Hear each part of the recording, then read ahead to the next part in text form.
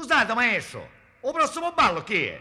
O prossimo ballo, una tarantella, festa a Taormina. Benissimo, allora mi vuoi impegnare la dama.